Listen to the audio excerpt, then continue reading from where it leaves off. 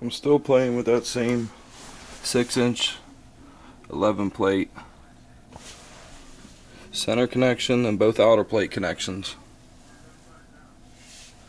And I'm running that off the Variac, which I thought I burned my Variac up. It's rated for 120, 160 volts at 30 amp.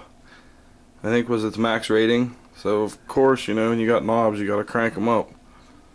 But I had it at like, I think it was 12.5 volts, probably 40 amp, and I was really flowing some good amounts of gas. But I thought I burned my Variac up. I started getting some smoke off here and shit. So I clicked it off. You know, I've been worried that I burned it up. But I think what happened was my rectifier burned up and was shorting out inside of itself, which was making this draw all kinds of amps, enough that everything was starting to get hot, and I caught it in enough time before it actually burned anything.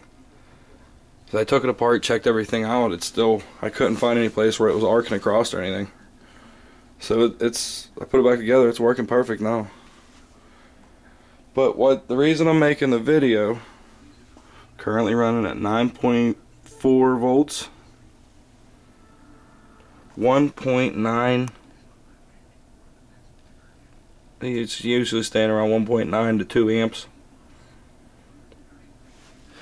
And a tip from Install Guys, he said about checking out blunt needles. Now they look like needles, but they're just flat. There's no point to them. I really didn't want to have a big bag full of needles and syringes and shit laying around the house, but there's no point on them, so they're not really like a druggy needle, I don't think. I don't know, that makes me not, I ain't afraid to stick my hand in the bag of them. They don't really poke you. But using one of the, and I think how they're doing these is the Keller coating on the plastic tells you the gauge. I'm not sure about this, but I'm pretty sure these gray ones I have are the very smallest.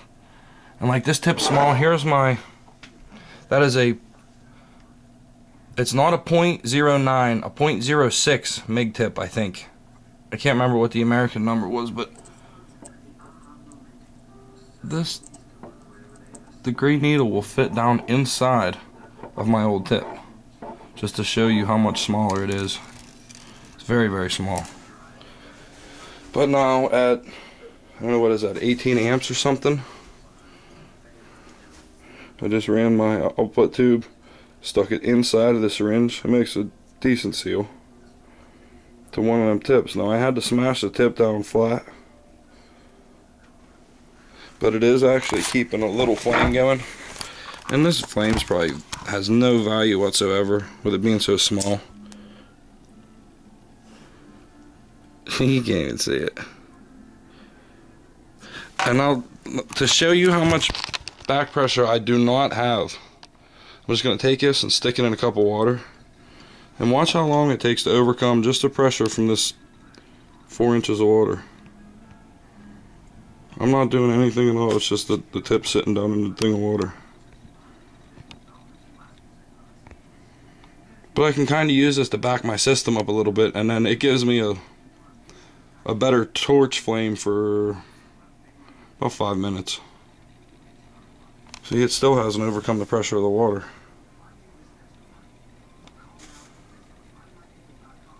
Alright, like I said, it's probably absolutely valueless. I don't know if you could use it for anything. I'm not even sure it's big enough to heat water. It just barely burned the paint off of an aluminum can. Jesus, it's taking a long time. There it goes. It took all that time just to overcome the pressure of that cup of water. But now, because I've backed my system up a little bit, I got a few minutes of better flame.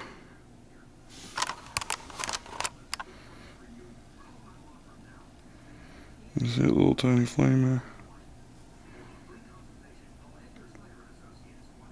So I don't know.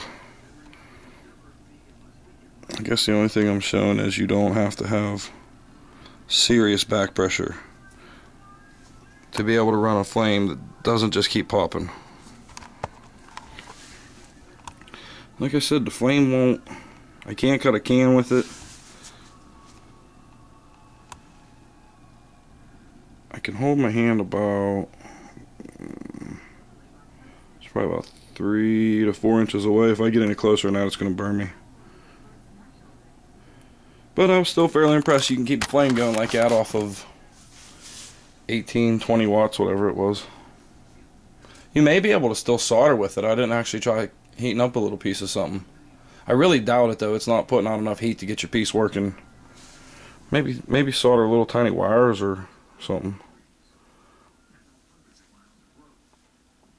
But I don't know. I was just fairly impressed with such a ultra low watt torch. Thanks for watching, guys.